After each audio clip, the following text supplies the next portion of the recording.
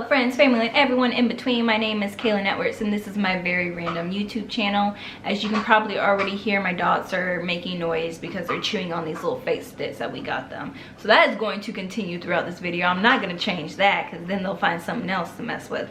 But today is really special because I got a suggestion on a video from one of my friends. I'm gonna pull it up. Okay, so my friend Becca, who I've done a video with where we debated on whether Twilight was a good book, and we'll see if by the time I put this out, if we've done any more other videos together. So if you want to check that out, I have a own little like file for it. It's called Becca, and you can watch that if you want to, if you're interested. So yeah, she says, how do you keep your character dialogue separated? Like, obviously they're all different people with thoughts and feelings, but I feel like whenever I'm writing an original character, they all tend to sound the same. Like, they all tend to fall into my speech patterns and it's hard to give them their own distinct voices.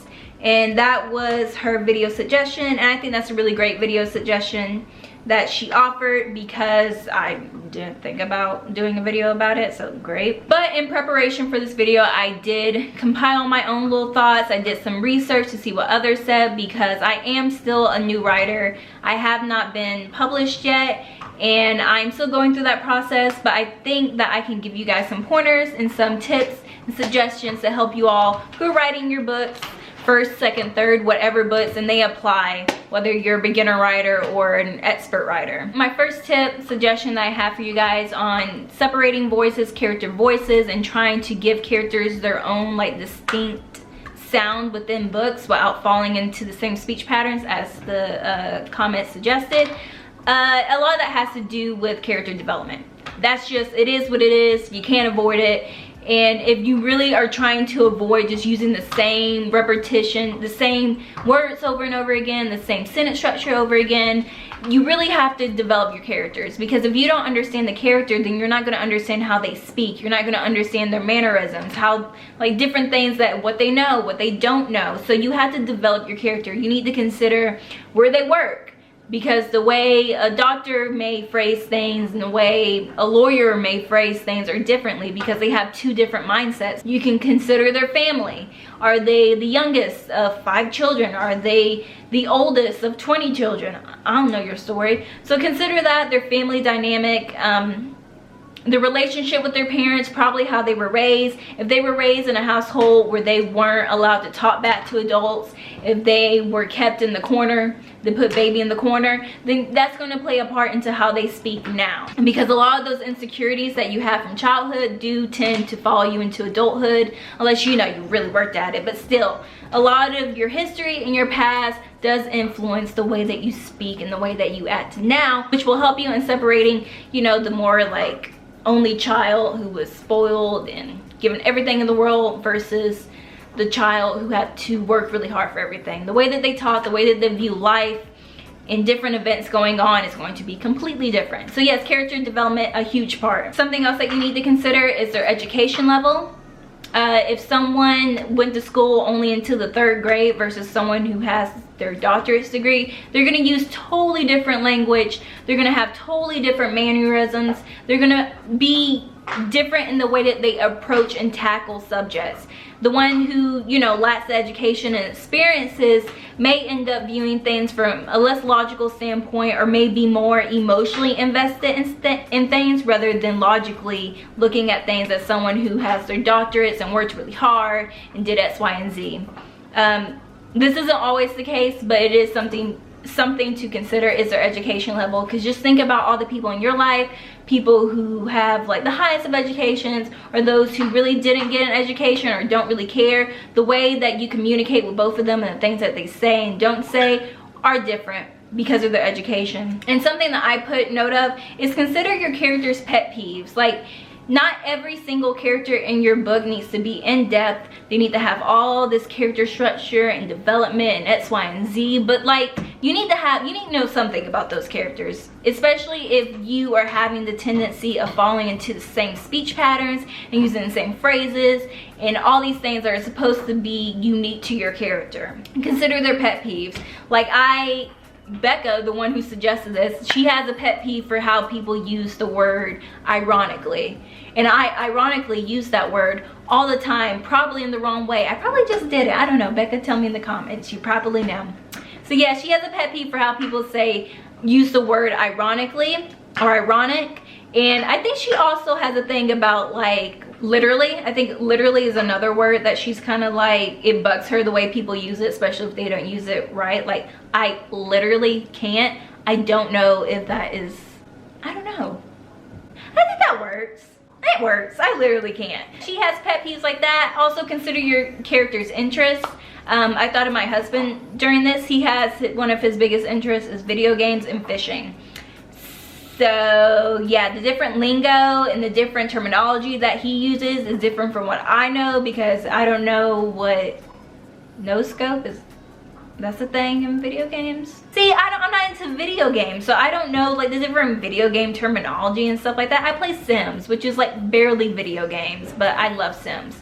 So yes, the different terminology, the different ways that we look at things and what we're good at. Character development is really going to help with giving your characters their own unique voices and sounds. My second suggestion, which kind of like builds off of my first one, is that you need to consider your character's vocabulary, their grammar, and their sentence structure.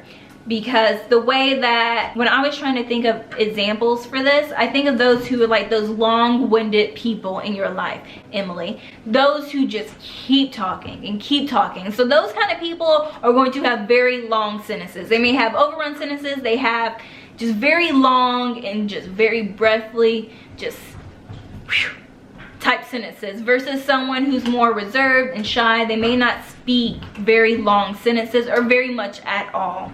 So that's going to help you with your sentence structure. It's also going to help you with your vocabulary. It's also going to help you a lot with your grammar, because if you do have that overwinded person who like constantly is just going, odds are they're not using the best grammar. Odds are they're going to use very flowery vocabulary, because they're trying to like get you interested in their stuff, and they're just going to keep talking, while someone, like I said, who is more like, I guess, timid in the way that they speak, their vocabulary is probably not going to come off as very extensive, only because they don't speak enough for you to get a sense of like, their vocabulary as much as the other person. While I may use the term y'all and ain't because I'm from the country, someone who is from California may not use y'all and ain't in regular sentences. So yes, you need to consider where they're from, where did they grow up, what's the different lingo that they have in that area. Like I said, y'all.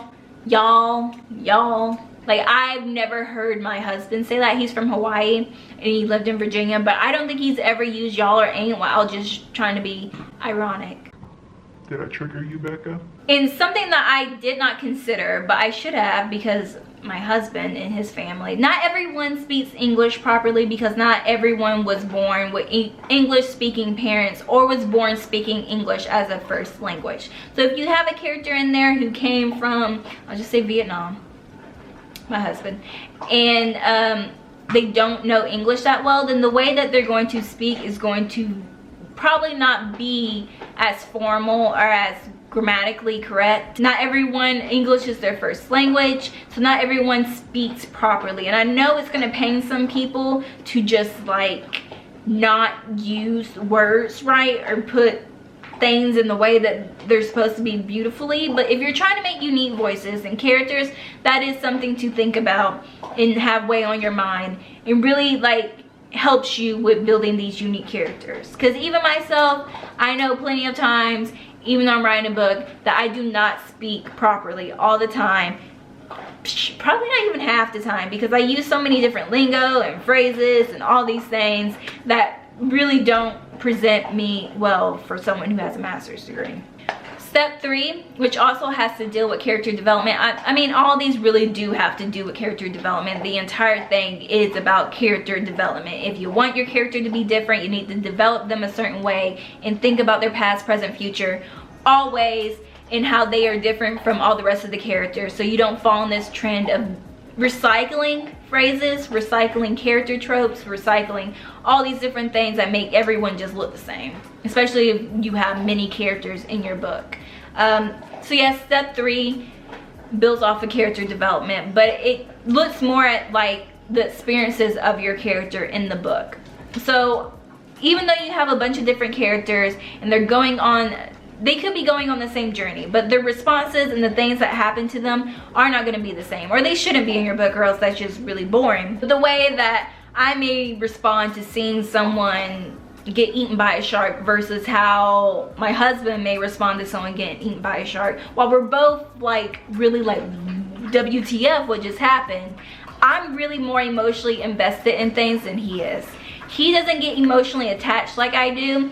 Like, things like that traumatize people, and it would traumatize me to the fact that it would continuously be brought up in my life, or it would play a part into maybe like, I don't want to go swimming no more, I don't like sharks no more, while my husband may be like the survivalist, and he's like, okay, well, we learned from this experience was X, Y, and Z, while I'm just panicking back because I really don't want to be the next one to die. That's a situation where we are just two totally different people, and it doesn't even have to be something traumatic like that. It could be like a success. Successes and traumas, like, they play a part into people, and the way that you respond and the things that happen to you and the way you progress as an individual is different from someone else, which again, character development, but that can come along with as you're writing, especially if you're not like a really big planner. It can come along as you're writing. You're like, oh, so-and-so, this happened to so-and-so, so from now on, this one thing is really going to affect them, or it's going to play a part into possible decisions that they make in the future. So the last little suggestion, tip that I have for you guys is something that I looked up online and I saw popping up in multiple places, and I was like, you know what, I've never done that, but that's a really great idea. So say you've got like a chapter of dialogue, you got a bunch of dialogue going on. One way that you can figure out if you've made your characters unique and you've made them their own person is to white out, black out, whatever their names. Like, just take out their names completely and see if while you're reading it with the dialogue, if you can figure out who is saying what. And if you can, great. That means that you figured out your character's voice, you figured out their speech pattern and how they are different from every other character, that you can just pick them apart. You know who is who and why you know that person is that person. Not just because you wrote it and you knew it to begin with, because the way that they said X, Y, and Z, the way that they responded to X, Y, and Z was different from all the other characters. But if you're reading it and you're like, I don't know who said that, especially if it's like a drawn out situation, if you can't figure out who your characters are, that means you really need to go back to the drawing board and figure out your characters and develop them more, make them more well-rounded, and get to know them a little bit better. And so you don't even have to do this for your own writing. If you're trying to get an idea of how characters are sounding different and the patterns and all that stuff and the grammar and the sentence structure and how it's all different, pick up a book from an author that you really enjoy, that you feel like their characters were just really great and you love their characters. Black out their names in your head, or even just do it in the book if you want to. Like, do something to black out the names and read it and see if you can tell which character said what. And if you can, figure out, again, like you would do your own writing, figure out why it is that you know that character is saying that versus any other character in the book. Yeah, I hope that helped you guys. Becca, let me know how it did on this video. If you have any other suggestions, not just her, but anybody, if you have any suggestions on videos that I can do, just leave them in the comment section. I will gladly make a video about it if I feel like I am to that level that I can give you expert advice, or not even expert advice, I can give you well-sounded advice. I'll put it that way. Hope you guys enjoyed this video. Don't forget to like, comment, subscribe, follow us on Instagram. We will see you all next time. Bye.